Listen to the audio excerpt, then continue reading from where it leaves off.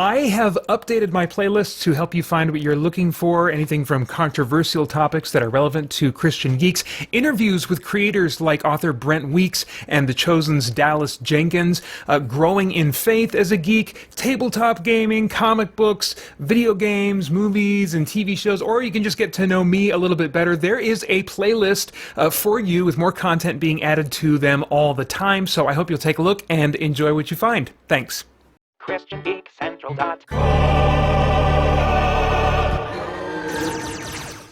Okay, so he gets 4 movement, and he's got an ability here. Well, first off, he's got 4 automatic range, and then he also has the this looks like aimed ability. So yeah, so basically, he can re-roll some or all of his dice after rolling and seeing what happens. Yikes, dude. So he has a yellow, 2 green, and a blue. Not the most damaging dice that he could have. So in that respect, you know, I'm grateful. But with 3 armor and 2 body, he's not going to be easy to get rid of. Oh yeah, hang on. I gotta have him go 1, 2. Actually, he's got 4 automatic range. So what if we just went 1, 2, 3, 4? Just one more step. One more step. 1, 2, 3, 4. That's plenty far enough. He's going to have the range. And that's a pretty good result. Still just 1 damage. Oh, wait. But he aimed, right? So this one, I don't want to re-roll this. That's about as good as I can get. Let's re-roll this one for sure. 2, 2, 2. Let's see. Odds are, if I roll this again, I'm either going to get another 2 or maybe a 3. Odds are not. It's least likely that I would get a 1. So I'll re-roll these 2, and we'll see what happens. I'll keep these. Okay. So, not great. I still just had to, not a change there. So 4. He does 1 point of damage to Vincent, who is now down to just 2 health. And that's it for the invader player's turn. So now it's my Marines' turns. And I gotta remember they have shaky footing now, 2 fewer movement spaces. Gosh, there's so many enemies here. I feel like I'm tempted to just kind of unload for a while and try to clear the room, but I need to keep moving. I think that, let's see, if he goes 1, 2, 3, 4, I want to get him that health. Yeah, he won't quite be close enough to get to that encounter space, but if I could get him the health, and then right next to the encounter space, he could still attack the zombie and the Archvile, or maybe just attack the Archvile twice, see if we can take him out. And he would still have a range of only 2 that he would have to put. Well, I can attack in the middle of all this, so why don't we do that? I keep forgetting. So 1, 2, 3. Instantly he gets 3 health back. That's nice. And then he's going to attack the Archvile with the shotgun in the conservatory. Right? Oh, nice! Look at that! Excellent. Okay, it does use up an ammo token. I'm totally fine with that. That's really nice. So, that's 7 and 8 because it's got deadly, 1 point of deadly. And he's going to get knocked back as well. That's not going to be as useful. He might be dead. 8. Yeah, he's dead because even with like 3 armor, that's going to easily do 2 hits. So the Archvile's gone. That is 2 kill points for Vincent. He's just 1 point behind Ran right now. So he's coming back with a vengeance. Still has 1 movement point and 1 attack left. So he's going to go right here and try to take out this zombie if he can. I don't know if I can repeat that kind of roll. Apparently I can.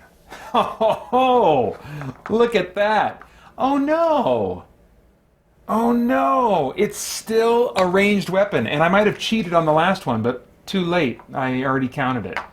But he used up some ammo, but I still have to get a range of 1. And it got 0 range on these. And so that is a miss. Oh, that sucks. That sucks.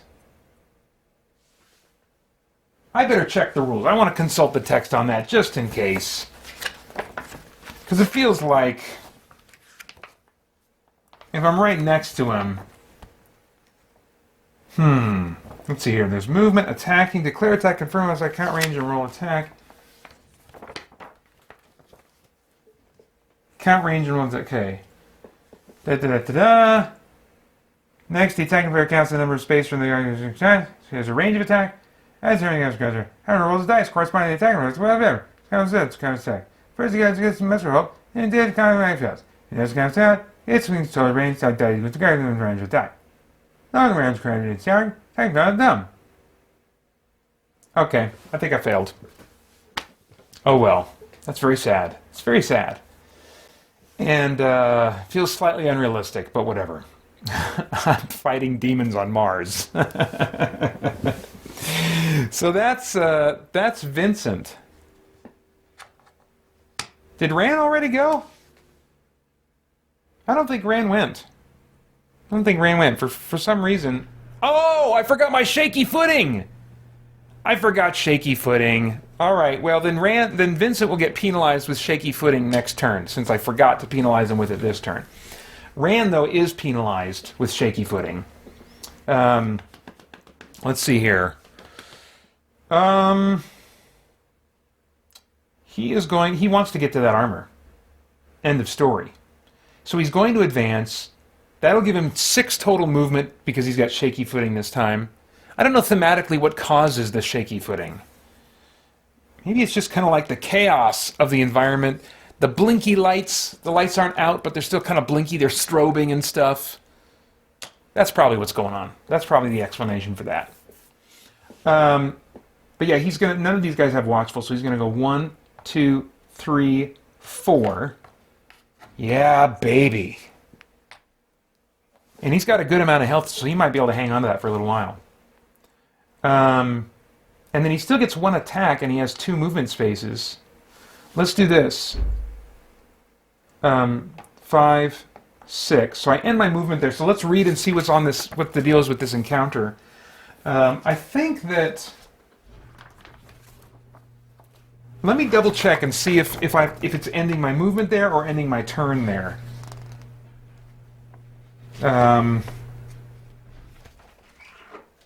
Let's see here.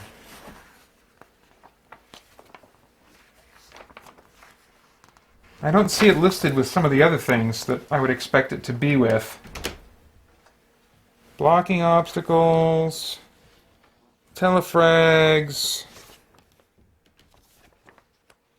I don't know. I don't want to get bogged down in looking stuff up during a live stream. I'm torn. I'm torn. But I'm just going to do it when I want to do it. I'm going to say it's Pater's choice. Pater's choice. You see what happens. Let's read this encounter. If a Marine... Oh, hang on. It says if a Marine ends his move in the same space as the encounter. So that's what I've done. I've ended my move. It says, it is too late to help this man, but you notice that he's clutching a red security key and take it from him. It's not like he's going to need it after all. Give the Marine the red key token. Remove the encounter token from the board. So yeah, baby. I just picked up this. And actually, it says give the Marine, but actually what you do is you put it on the board in a space where everybody can see. So I'll put it next to the little compass indicator here. And that means that all of my Marines now have access to the red security door when they run into it. And you can't see right now, but it's the last door in the mission. So now I have what I need to get out of here. And technically, I don't have to fight a boss. I just have to get through the door.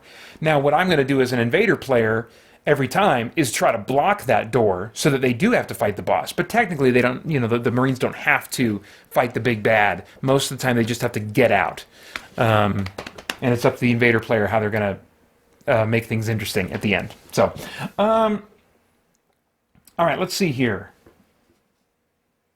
Yeah, this game is cool. I don't know that I would pull this out, and I've tried to pull this game out and play it solo before, but it just wasn't interesting enough. I think that there are some games in my collection that I enjoy playing solo a little bit more when I'm making content, you know?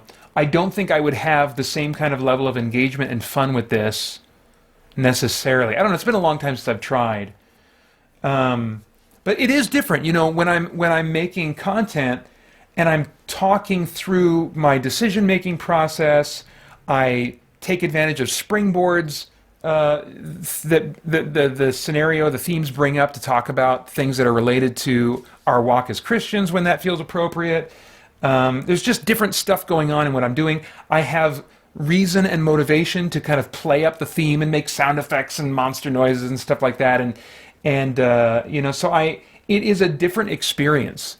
And I think that's worth keeping in mind if you are watching someone's playthrough and they seem to be having a great time, like doing a playthrough, because there's tons of, you know, board game playthrough videos, to remember, okay, will this game be as fun for me as it seems like they're having?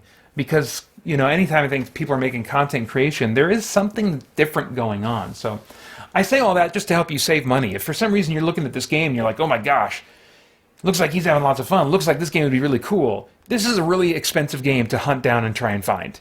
And so I don't want to give you an appetite for this game. Actually, here's a game I would recommend that is much more accessible, and if you want this type of experience, let me grab the box, I'll show you.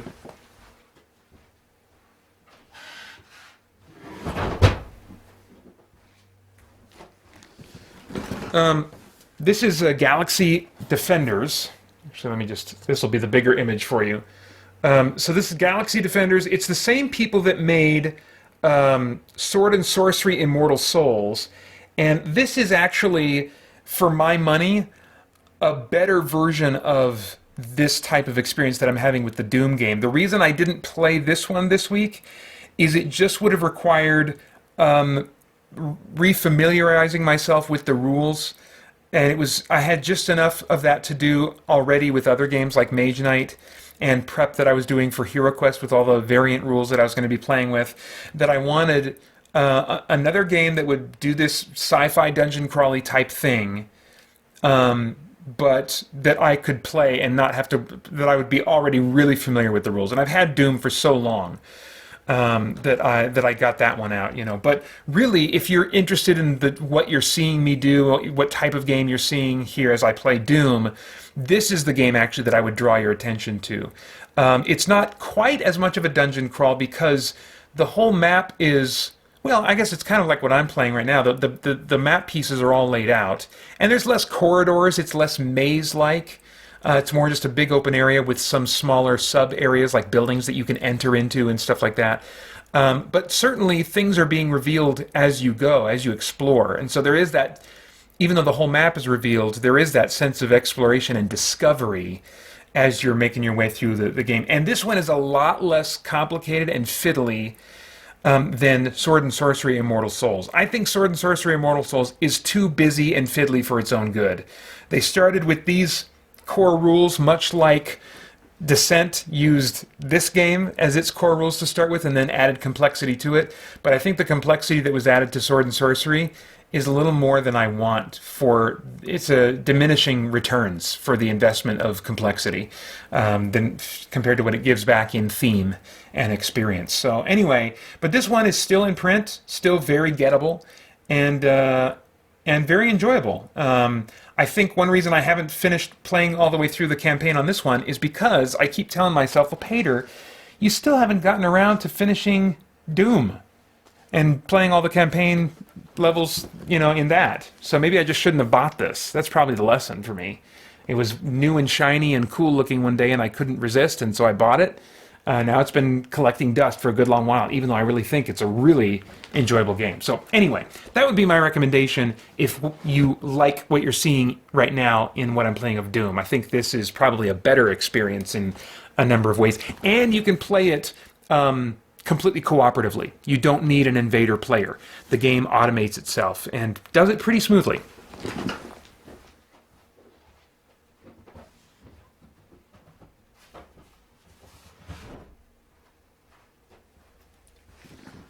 Okay, so hey, another bonus mini review. You thought you were tuning in for playthroughs, and you get, what, 2 little mini reviews.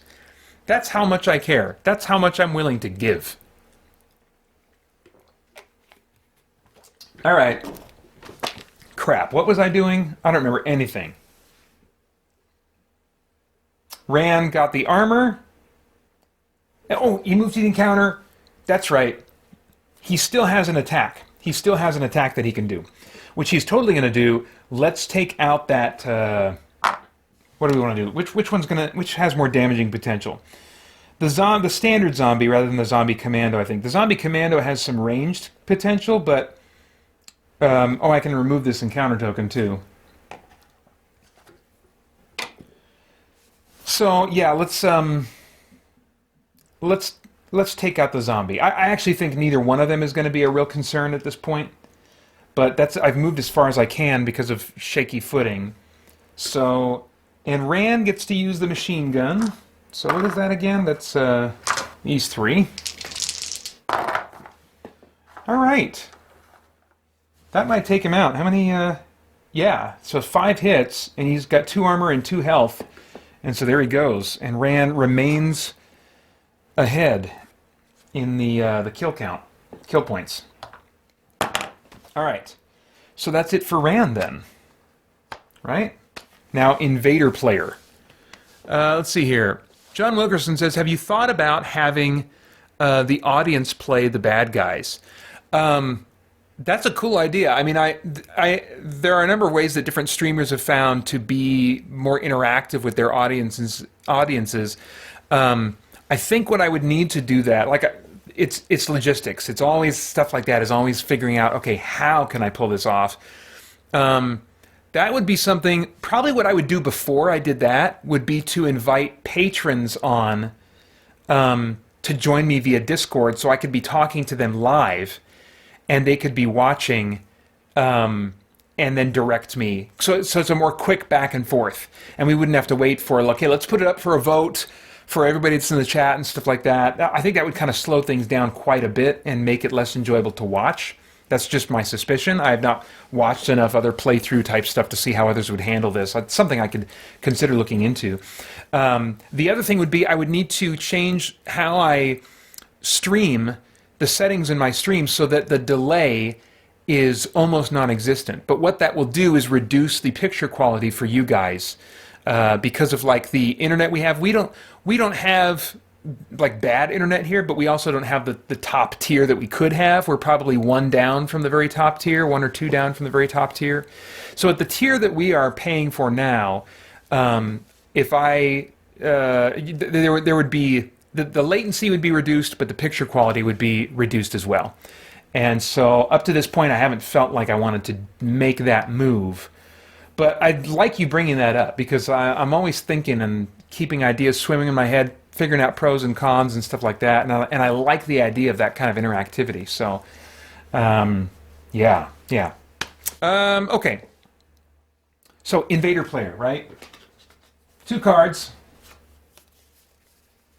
Hey, I'm curious what you guys are doing. Give a shout out. Are you guys working from home? I think John and Francisco, you guys both work from home. Ridge Napier, I don't know what you're up to right now, if you're working or you just kind of have some time off, time free right now. But I wasn't sure if I would get anybody in the chat this week while I'm doing this, because it's during most people's work hours who would even be aware that this is happening. So, yeah, John Wilkerson says the Discord idea sounds good. Yeah, I think that would probably be the best starting point. And then, you know, I could think about whether or not I would want to do something with the lag or how I'd want to handle that. But you've put a nugget, you've put a little worm in my brain that I'll be thinking about. And based on how just this is going so far with just the first 2 days of doing this, I think the potential for me to do this type of stream in the future is increased. Like, I'll probably start by making this an annual deal, this solo Game Fest deal.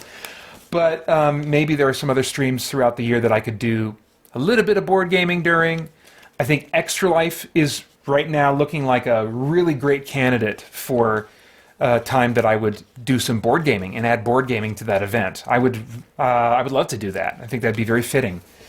So yeah, I'm very excited with how this is going so far, and I really appreciate you guys saying hi and popping in for any amount of time. Yeah, John says working from home. Part of this is my lunch break, he says. Okay, yeah, that makes sense. All right, so what did I get as the Invader player? Not quite. We saw this before. Play at the start of your turn. Swap the positions of any 2 revealed equipment tokens on the board. Let's not do that yet. Right now, I can't. I mean, there's this grenade one here, but I don't want to give that to the Marines. By the way, I'm finding my mind segmenting, as long as what I'm doing is limited to like I do invader stuff on the invader turn. I do player stuff on the player turn, you know. I'm finding that my mind segmenting is working pretty well. I don't feel like I am rooting for... I was going to say I don't feel like I'm rooting for the heroes, but I think I always am a little bit. Even when I play a game like this that's designed to kind of be equally balanced, I play it more like a game master, where I'm trying to create something that's challenging and interesting for the players, but ultimately I don't want them to lose. And so, or at least that's how I assume most game masters think. I know that there are game masters out there that will run D&D games where it is, and the players understand this too, hopefully, it is about the dungeon master trying to take them out, you know, and trying to do it fairly, in terms of point builds of monsters and challenge ratings and stuff like that, but still, he is trying to take them out. I don't like running RPGs like that. I think most game masters don't have that mentality. And I think you should definitely let your players know if that is your mentality, so they can decide if they want to keep being a part of your game or not. But anyway, blah, blah, blah, blah, blah, me and my rabbit trails, right? I think that I'm not... compromising how difficult I would normally try to make things for the Marines, since I'm playing as the Marines. And historically with this game, I always have played as the Invader, except for one time I tried for just a little bit to solo this. I lost interest, you know. But other than that, I've always been the Invader player. So maybe that helps for me to really, when I'm on the Invader turn, to just lean into how can I go at these guys, you know. Anyway. So, no reason to use not quite... Oh, Rage. This is a great card. Play when you activate an invader. The invader may attack twice during this activation. Love using this when I've got a big, beefy monster on the board, which I don't really have right now, so I'm not feeling the pull to use this card. Let's see, what else do we have here? Panic. Still no use for Panic yet, because I've not been using Marine Orders. Smash. No use for Smash. Well, let's start by just, let's start by spawning. I could do the zombie or the imp. I think the zombie, I could put him right here and have him, and then he could go, let's see here. He could go, if I put him here, 1, 2, 3, yep, and he could totally attack from there. So I will spawn a zombie, or at least I think I will. Let's find out if it will actually be a zombie. Where'd my... Six-Sider of Determination go? Here we go. The Six-Sider of Determination! Oh, it's not a zombie. It's a commando. It's a zombie commando. So I'm going to put him right here, but I'll still have him activate first. 1, 2... Oh, can I get Duran? Well, they both have... Let's see. They both have 3 armor now. And they both have the exact same amount of... same amount of health at the moment. That's funny. But I think Vincent is ultimately the bigger threat. So 1, 2, 3. And he's gonna... Looks like he's gonna shoot him right in the back there, doesn't he? He's got... What does he roll with? 2 green and a red. Oops. Come on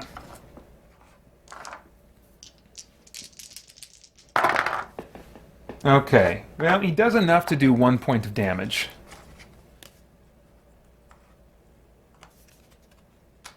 All right, and And now this, yeah, let's keep going at him. Let's take this guy out if we can. Oh, miss! Dang, really seeing those misses. That is surprising me. Let's see. The how far in can this zombie get? 1, 2, 3. Not very far. 1, 2. Oh, hold the phone. Really? 1, 2, 3. Look at that. Look at that. Sometimes I get surprised at how far I can go just with the ability to move diagonally. So let's see. He gets, I believe, a blue and a red. Did I forget any abilities that zombie... Oh, I did! The zombie commando has deadly. I don't know if that would have helped get another damage on the hero. Oh well. Regular zombie has no special ability. But look at that, that's a decent roll. So he's going to do 1 point of damage to Ran. And now we'll have... Oh, let's see. Let's have this guy, the Revenant. He moves 4. 1, 2, 3, 4. And he's got that nice ability that allows him to take a shot right from there, even though he doesn't have line of sight. That is cool. That is cool. So that's a 2... Let's see how well his Seekers work, though. They didn't work so great last time. Yeah, here we go. Oh, man, he got a miss.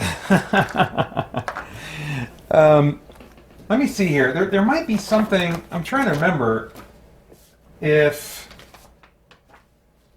a scatter effect activates... These attacks cannot be through your clothes. Blah, blah, blah, blah, blah. There's a scatter effect that activates when you use grenades. Grenades have Seek too, because you can kind of like theoretically throw them around a corner. And so I want to remind myself when the scatter effect triggers. If it's on any weapon that has Seeking. Because if so, I will want to factor that in. Where the heck are the rules for scatter? Seeking, blow through. Oh, scatter, here we go. Oh, okay, it's blast weapons that scatter. So it's not the Seeking part of the grenade, it's the blast element of the grenade. So not relevant yet. Not relevant yet. Okay. All right, all right.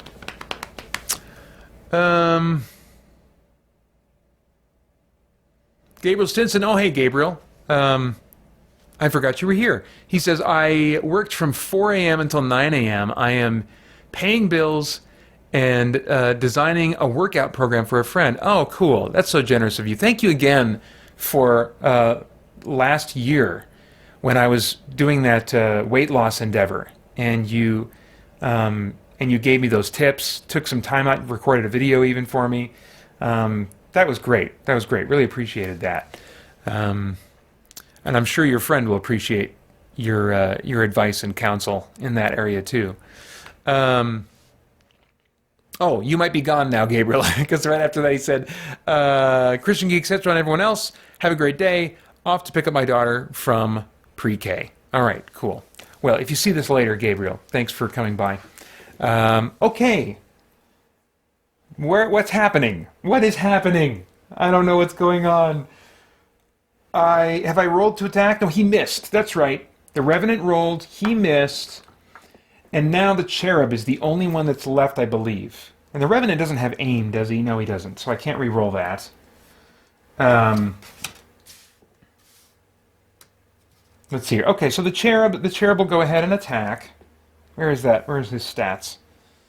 Come on, Cherub. There you are. Okay. He can move 6 spaces. Oh, he's only a melee attacker, so he's like a little bat creature that comes flitting around your face. Except he's bigger than that. I imagine him being like a moth that's getting in my face, but maybe he's like, I don't know, he looks huge. He looks like human-sized, but dang, he's moving fast. Maybe I'll bet in the video game he is a bit of a smaller thing, and they just don't kind of have these guys all to scale necessarily. Okay, so he can move 6. Let's have him go after, I don't know, 1, 2, 3, I'm feeling Vincent at the moment, so he'll go for Vincent, and he attacks with the Christmas dice. Ooh, that's a decent hit. So 4. Wait, what's that other ability? I got to make sure I don't forget. He's got flying, and then he's got the. Oh, is that a dodge ability that he has? Agile. Okay, so he's always dodging. He's always dodging. So that's not relevant right now. Okay, so 4 hits. That's going to do 1 point of damage on Vincent. And I think that wraps up the invader player's turn. So let's have Vincent go first, remembering that he has shaky footing. And I'll discard that. Well, no, I'll hold this in my hand, dang it, until I actually successfully remember. So it's time to go. We need to just go at this point. We've gotten everything we need from this room. We need to just get the crap out. So I think I'm just going to have him sprint. I'm going to have him sprint. None of these guys have watchful, so he'll grab one thing of ammo. He'll go 1, 2, 3, 4. So he picks up that one. Nice. And diagonally actually does count as adjacent, so he's going to go for 5, 6. And that's as much as he can do, because he has shaky footing. So he can't move the full 8. All right. But before Rand takes his turn, we got to reveal this area. Area 3. Oh, poop! I forgot to put something down. It wasn't relevant quite yet, but I missed it. It just blended right into the background color of the area on the map. But there's a vent right here, and there are certain creatures that have the ability to move through vents. Those trites, those little spidery things, they can, if they go to a vent, once they land on the vent, they can spend 1 movement point to move to any other vent on the board. So right now the only other vent is way over here. So there's, yeah, and I don't think cherubs, can cherubs move through vents? I don't think they can. Where's that cherub? No, he can't. No, he can't. But I still want to make sure that's there. Okay, let's reveal Area 3. Ooh, I got a second chance to get grenades. And, you know, I am cheating a little bit, but I'm aware now that the invader player has not quite. So I can swap tokens. So I need to, I think I would have learned my lesson anyway. If I didn't know that the invader player has that right now. After getting those grenades taken from me last time, we cannot have that happening again. Let's adjust our field of view here just a little bit so we can appreciate the setup. Oh, we do have a vent to put out, so I don't want to miss that. Oh wait, no. Nope, that's just the background. That's just this vent. That's the built-in vent. Gosh, that would be nuts if these counted as vents. That's something to consider. To mod this game, if you really want to make those creatures, like, able to freaking appear anywhere? Huh. I wonder if that would be a thing. Should I try it? Let's try it. I feel like trites are so harmless that let's say that trites can move through not just these vents that you place on the board, but the ones that are already embedded in the art of the tiles. House rule. We're going to give it a shot. It's all about experimenting this week. But I like that idea. My gosh. And this room's just filled with vents. If we play with this rule, this has all these great-looking things, these great things. I'll call those vents too. Let's get crazy with it. All right, so let's keep setting up. So we got a big old crate of grenades there. That is very inviting. We've got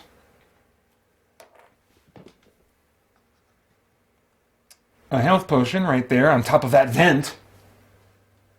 We've got an ammo crate. So that's the good news. Let's talk about the bad news. Bad news is another demon dog, maybe. Let's see what it is. Yes, it is a demon dog. We've got a zombie of some kind. Yes, standard zombie. That's going to go right here.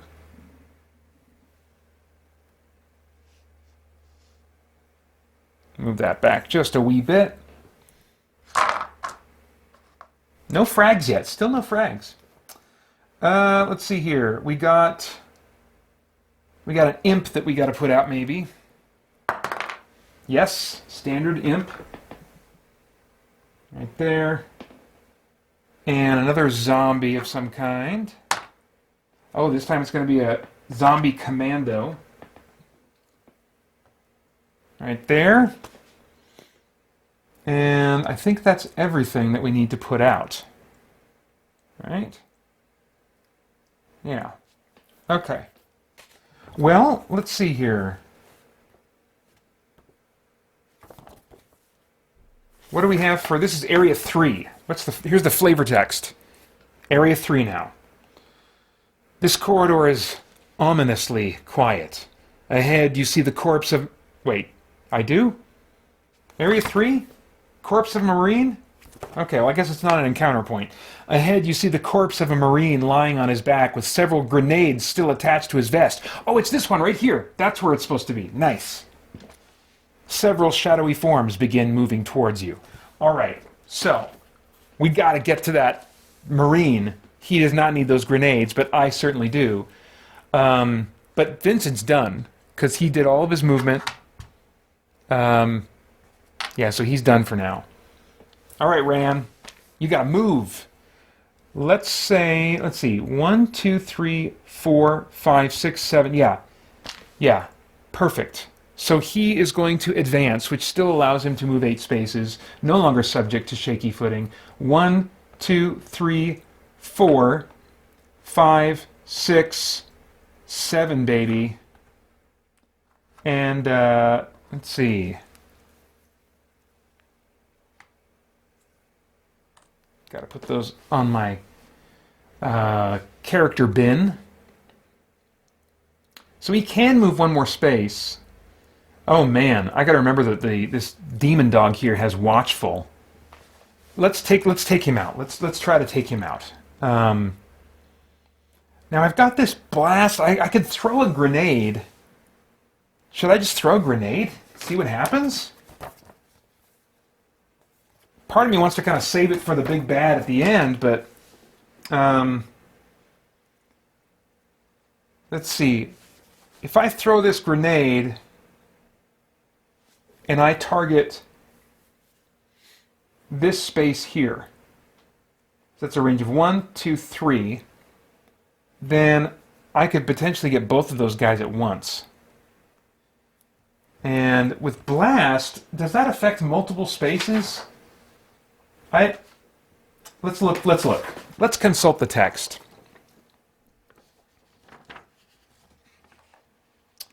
Blast. Attacks affect an area within X number of spaces of the target space. X is the number of blast icons. Okay. Blast areas cannot pass through walls, closed doors, or blocking obstacles. The attack deals full damage to each creature in the area, so not each space. So it can't do more than whatever damage I roll. It's not damaging both of the spaces that this thing is on. If the attack is dodged by more than 1 figure, only 1 reroll may be made, the first dodging player to the attacker's left. If a blast attack misses, it can scatter. Okay. Let's give it a go. That's a range of 1, 2, 3. So I'll target this space right here with this grenade attack. And with the grenade, it gets 2 blue and 1 yellow. So some good potential for damage. Also some good potential to miss, though. Maybe I don't want to do this. The alternative is that machine gun. No, let's give it a go. Let's live dangerously. All right? Fire in the hole. Okay, I got the range. Nice. Oh, dude, this is going to work. This is going to work. So that's 5 points of damage that is applied, both to this demon dog and this guy here. The demon dog has 3 armor, so he's going to take 1 hit. So that's a real good start on him. And 5 damage on that imp, I think, is going to take him out. Yeah, the imp is gone. Oh, that was great. That was great. And for the imp, I get 1 kill point. Okay, nice. Let's see. Is he done then? I think that's it for Ran. I think that's it for Ran. Okay. All right. So now it's the invader player's turn. Cool. This is a good game for streaming, you know? Mage Knight, I could only stream that one, I think, for so long because it is so thinky. But there's not near as much to think about here, and so that's definitely one reason why I was drawn to this game for streaming too, is because it's not a super thinky game. You know, there's definitely when you're chucking dice and stuff, you got some tactics involved, but this is a great game for multitasking. So I mean, when you're playing with other people, a dice chucking game, that's good for social lubricant too. It's like kind of like an activity to do while you're hanging out and talking and chatting it up with other people. It's not super thinky, you know. Whereas if you play Mage Knight with a friend, you're not going to be chatting, or if you do, you're not going to make very much progress playing Mage Knight. I mean, all right. Oops, this door should not be like that. Invader player. We picked up Dud, which I'm just going to cycle through, because that's after a Marine makes an attack that does not expend ammo. That attack expends ammo as though the Marine had rolled below. You know what? No, let's do this. Let's do this, because what I can do here is just roll the 6-sider of determination and say, okay, this is on Rand now, so that's going to happen the next time he gets off the shot. So Dud will be active on him. Play immediately after a Marine moves into a space. Close one door of your choice. Yeah, no. This one we will cycle through and replace with this one. Surprise attack. Play immediately before declaring an attack, but before rolling any dice. If any Marine targeted... So basically, it cancels a dodge order, or it's an aimed attack. Nice. And I don't think I have one of these already, so... Cool.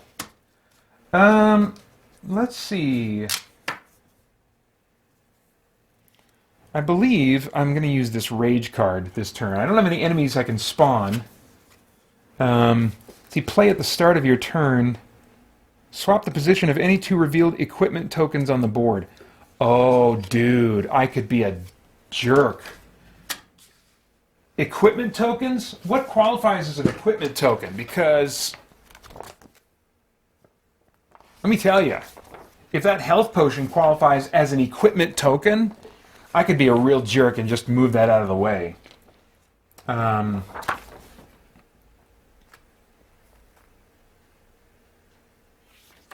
Equipment tokens. Let's see here. As the board is revealed, various types of equipment are placed on it as directed by each scenario. This equipment can be new weapons, armor, extra health, ammo, or other special items. Yeah. Oh, that's cool. During his turn, a Marine may give weapon or ammo tokens to adjacent Marines at the cost of 1 movement point per token. So I can give these grenades to Vincent if I want. That's kind of cool. I might do that. However, for the time being, I am going to be a stinker. I'm going to be a real stinker. And I'm going to play not quite at the start of my turn and swap... Oh. Let's see. Okay, I was going to be a turd, or I thought I was going to be a turd by taking this token and moving it over here, but then that would be moving the grenades over there, and I don't want them to have access to grenades. So instead, you know, there is this ammo token back here, and I think I'll swap the health with this ammo token. Yeah. So that's a little bit stinkery, but that is a good reason for me as a player to pick up all tokens, because the more tokens I leave behind in rooms that I am not coming back to, the more options the invader player has to swap tokens I want with, those tokens I was content to leave behind. So, interesting. I'm seeing more things about this game as I come back to it now. So, any others I want to play at the start of my turn? I don't think so. No marine orders are in effect. I might use surprise attack when I actually attack. Or maybe I'll use that in conjunction with rage. I think I will. All right. So, let's see here. And give this, that's just a little bit better of a view, I think. So it's, I'm the invader player. I almost started taking Rand's turn. Invader player. Let's do the zombie here. That makes the most sense. I'm going to come up behind Rand. Oh, sorry, I'm not rolling these. I got to keep changing where I'm rolling my dice so that you guys can be tracking with what's happening. So, he got 5 hits, and that's going to do 1 point of damage on Ran. Oops, bumping my mic here. Oof, both of my guys only have 3 health left each. And when Ran dies, dang it... Yeah, as an invader player, I want to keep this in mind. When Rand dies, he loses that armor. And so I might want to focus my attention on Rand now. Let's see if we can do that somehow. This demon dog is going to go 1, 2, and he's going to... I'm going to rage and surprise attack Rand. This might be the end of him. So he's going to attack twice, and in the first attack, this is going to be an aimed attack for the demon dog. All right.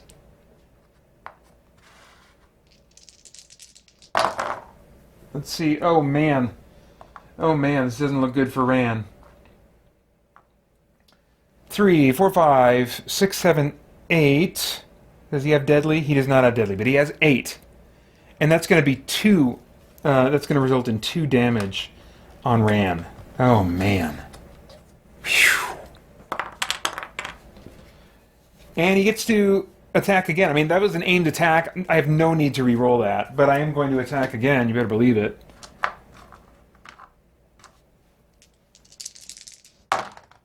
Oh my gosh, there goes Ran.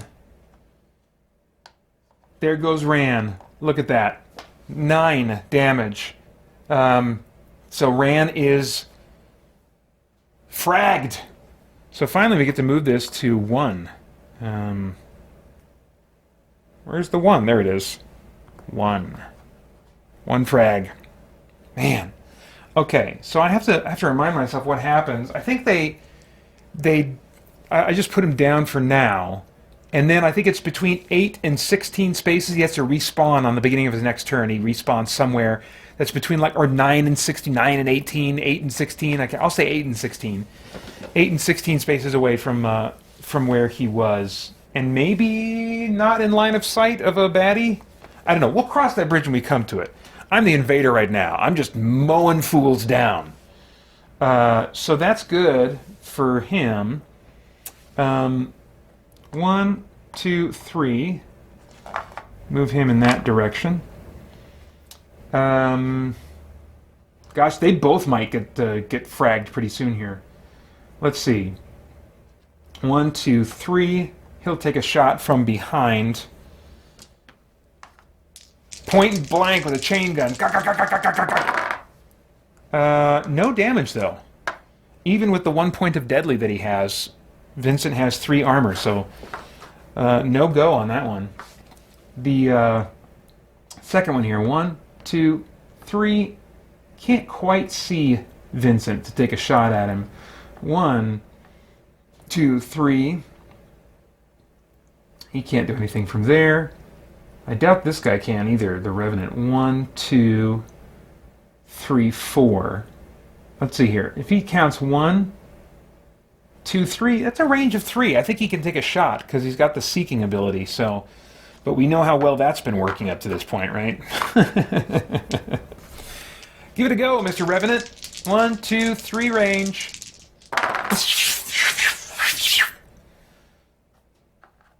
I was making all my sound effects. I didn't see which one it was. Well, they both missed. Okay.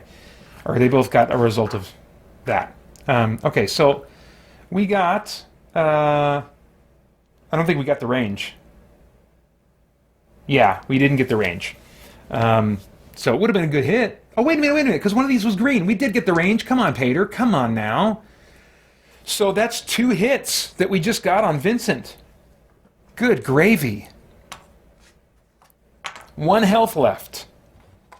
1 health left. Man. I'm trying to remember what all they lose, if they lose their ammo tokens too, or what. I'll have to check what happens with the campaign play rules. Because I think when you're not playing campaign play, I think you do lose all your ammo tokens too, but I could be wrong. We'll find out soon enough.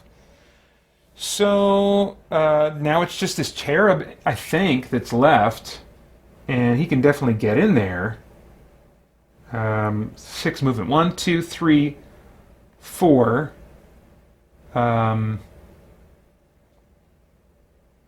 5, 6, I guess. I don't know why I put him there, but I did. And Cherub gets Christmas dice. And he's got the range. And it's going to be 1 hit. Taken out by a freaking Cherub. All right. So now he's down 2. I got to remember to get rid of this armor token for Ram. Very, very sad. Very, very sad. All right, so now it is... I got to look at the rules. We got 15 minutes left here before I need to take off for lunch. But I need to look at the rules for getting fragged and what happens there. Come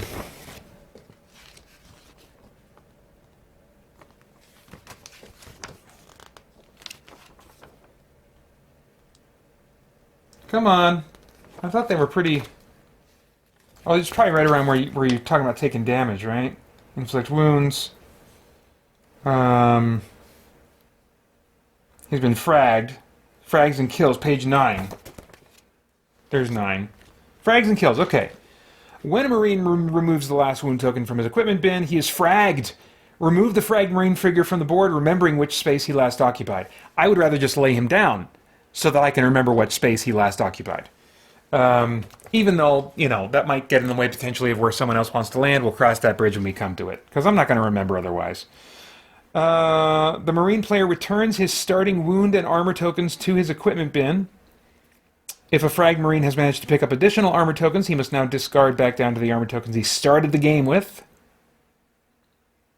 Oh, it doesn't look like I get rid of my ammo tokens. Any Berserk token on a frag Marine is also discarded. A Marine's other equipment tokens, weapons, armor, and his Marine cards are not affected by being fragged. So I keep all my ammo. Okay, that's nice. That's nice. After reconciling his equipment bin, the frag Marine must wait until the start of his next turn to respawn on the board, which is what I'm about to do. During his next turn, before announcing his action, the Marine player places his figure back on the board by following these rules. Must be an empty space that he's revealed on, and 8 spaces away, no more than 16. So 8 to 16 spaces away. Okay. All right, so let's get him reset.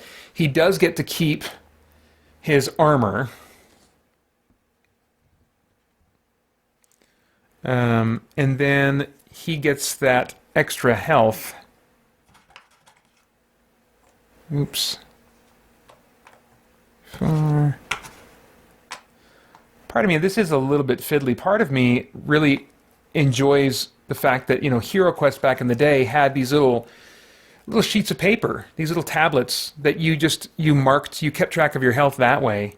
That actually is my preference. I think that having components like this do make it more thematic, but it gets more fiddly and busy and, you know, just takes longer. If I was playing HeroQuest, I wouldn't be doing, let's stack them, that's all, and be real careful here. I'd just be like, click, click, click, move on, you know? So, and he keeps his weapons. Okay, good. So he's set to go. But I gotta move him. Where am I gonna put him? 8 to 16 spaces away. Did it say not within line of sight of a monster? Was that a thing? No, just a revealed empty space. Just a revealed empty space. Nice. Okay, so 1, 2, 3, 4, 5, 6, 7, 8. I could go there. I could go right on top of that ammo token. Oops, sorry, I'm not showing you what I'm thinking about here. So he's right here, and I could go 1, 2, 3, 4, 5, 6, 7, 8, or 9, or right next to the door. I think, you know, I know where the final room is. I know that the final room is over here. And I know that I have what I need, I think, to at least get out of that door, but there might be some other stuff. What I want to do, as a dungeon crawler, as someone who really loves dungeon crawls, it is my tendency to always want to do a clean sweep of the dungeon.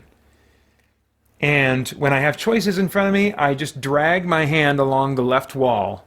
I imagine myself doing that. And usually I can end up exploring the dungeon pretty fully that way. So, I am... Oh crap, but he's way over there. So I can't respawn in a way that's going to get me to go through this door. I can respawn in a way that'll get me through this door. So I think that's what I'm going to do. Yeah. Can't quite play this the way I want to, like a true dungeon crawler. But anyway. So yeah, I'll respawn him. I don't need an ammo. Well, that's right. I was just telling myself maybe I should be picking up ammo tokens. I'll put myself right here. So I pick this one up. And Ran, I think, can... He's not going to be able to pick up the other one. Where am I going to put Ran? 1, 2, 3, 4, 5, 6, 7, 8. Oh, thank goodness. Okay, so I can just barely keep Ran in the same area. All right, so we'll leave that one ammo token behind potentially. Maybe Ran can just run back for a second and pick it up. But yeah, I'll respawn there for now. And take my turn. Or do I want to have Rand take his turn first? I don't know. I got Vincent reset. Let's go ahead and do this. So he respawns there. He picks up the ammo token. And then I'm going to have him advance. Because when I open this door, I'm probably going to want to shoot something. So let's see. Here goes 1 and then 2, 3 to open this up. And then that room... What's the story with that room, I wonder? That's Area 4. Oh gosh, this looks a little complicated. Oh, those are just placeholders. Okay. I can handle this. I can handle this. It's not too complicated for me. Oh, is that supposed to be a blue door? Oops. Okay, let's replace that. This door here is supposed to be a blue security door. Oops, something, just a little token went flying. All right. So, got a health token. That's good news. Ain't that good news? Good news. I got a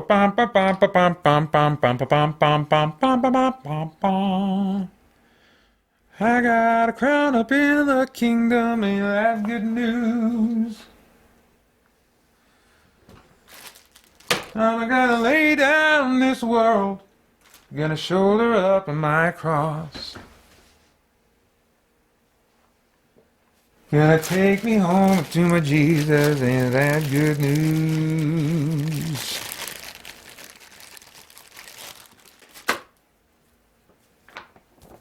All right, let's see here. So we got a little bit of an obstruction there. Got some more vents to play with if we get any critters out here. Critters, trites, whenever they are.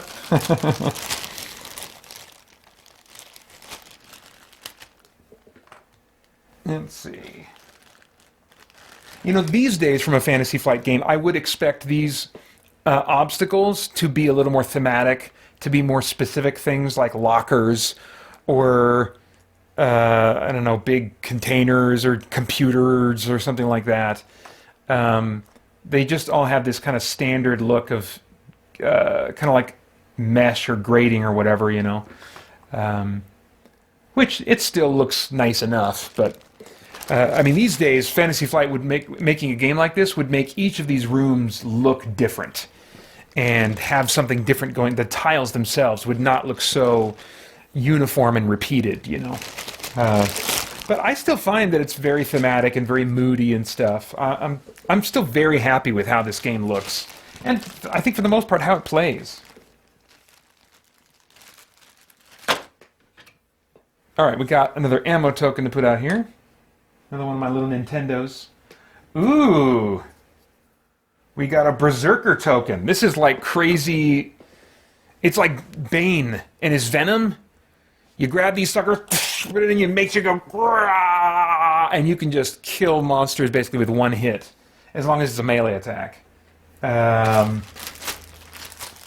What is this, a chain gun over here? Looks like it.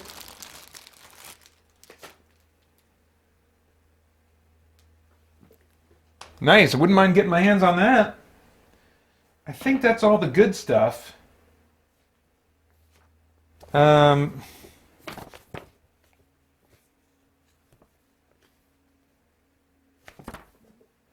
wait, no. There's one more very key item that needs to be placed. And that is the blue key for the blue security door. Well, that's conveniently placed, isn't it? All right. Got about just 5 minutes left. Got to be wrapping up here. And then I'll be back in an hour and a half, is what I'm planning, to do one more hour today, which maybe will be enough to get through this. We'll see. Okay, so that's now... I gotta put some baddies out, maybe? No, maybe not. This is Area 4. Filing cabinets have been knocked over, partially blocking the door into this office. Lying on the floor nearby is a security card. Ominous chittering noises come from above, and the ceiling is covered in webs. Oh boy. All right. So there's some stuff there's stuff that happens once I pick up the blue security key, but I'll cross that bridge when I come to it. So this was Vincent, right? He took one step, and then I don't think I can do anything else. He took one step and then opened the door, so that's 3. He only has 1 point of movement left. So why don't I actually help my friend Rand here get caught up and just kind of like bring up the rear for when he respawns. I'll use one more movement to move here, and he'll attack this zombie commando. Good gravy, that demon dog is still alive? He's going to be coming after us? Alright. And still, the only weapon that... I want Vincent to get that chain gun, because the shotgun is just not a good ranged weapon. 1, 2, 3, 4 is the range I'm looking at now. Does good damage, but I'm not optimistic. Okay, so 1, 2, yeah, I didn't make the range. He gets to attack twice, so I guess I'll try one more time. Can I even potentially... I don't think I can. I don't think I can. The most I can get off of this one is 1. The most I can get off of this one... Oh, wait, no. Okay, there is potential. There is potential. Come on now. Dang it. Okay. All right, well, I'm sure he at least got that zombie commando's attention, but that's the end of his turn. Now, Ran. I've got to reset his equipment bin here.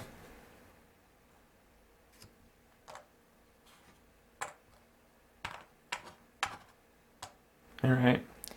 Only has 2 armor again. Very sad. Let's see here. So where will we have him spawn? Well, now I have some more options here. 1, 2... How about I just do 1, 2, 3, 4, 5, 6, 7, 8, 9, 10, 11. I'm going to have him respawn right on this frickin' key. So he wakes up, dematerializes, re-enters the physical world from the spiritual world, picks up the blue key, so now that door can be opened, but that triggers something. Roll 1 green die and check the range you've rolled, then perform the corresponding action listed below. So let's see what happens. So 1. Oh, nice. You're in luck. The key appears to be in working order. What would the other options have been? I could have been ambushed by trites. the key could have been broken. Nice. Oh, that's wonderful. That's wonderful. So, yeah, I could have been... There's one where this room gets swarmed with trites. And now it's not. Oh, my gosh. So I'm very close to finishing this. That is awesome. Let's finish up Rand's turn, and then I'll come back in an hour and a half to do the invader player's turn. So he appeared, he picked up that. I'm going to leave the chain gun for Vincent. And my gosh, let's have Rand, I forgot to declare what he was going to do.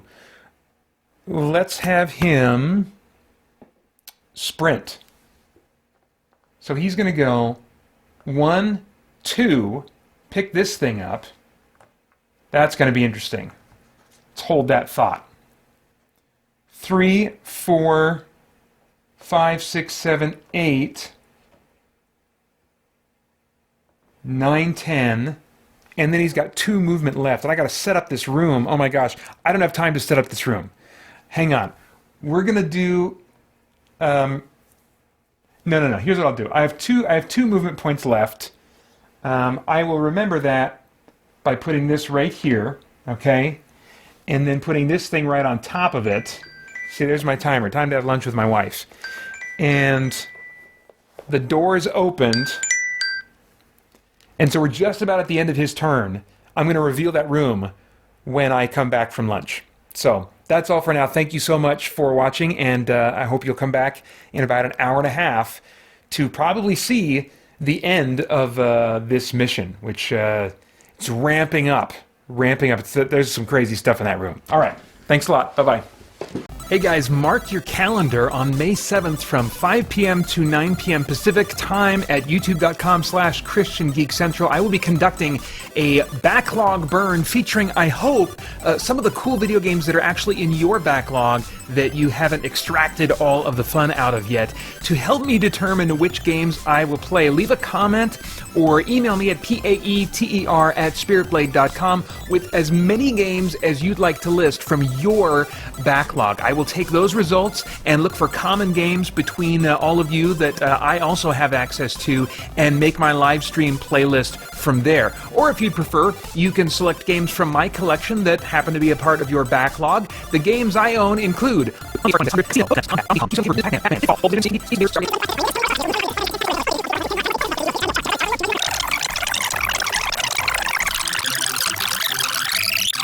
You know what? I'll just put a link below that you can check out if you want. And then come back, leave your comment here, or email me at paeter@spiritblade.com with your backlog games that you would like me to play. Thanks, and I will see you on May 7th.